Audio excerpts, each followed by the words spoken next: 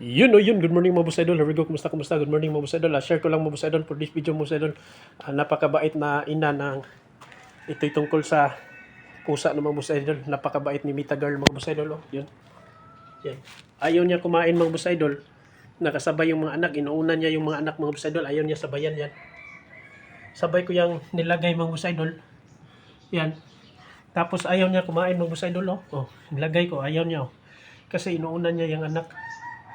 Yan. Ganyan siya araw-araw mga boss idol.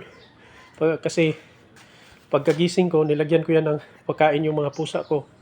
Yung tatlong anak niya, yung inuuna niya pinapakain, ayaw niya kumain. Unahin niya muna yung tatlo. Tapos mamaya, siya na yung kakain na siya mga boss idol.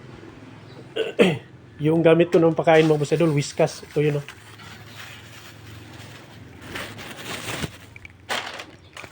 Ito Whiskas. Tingnan nyo mga boss idol.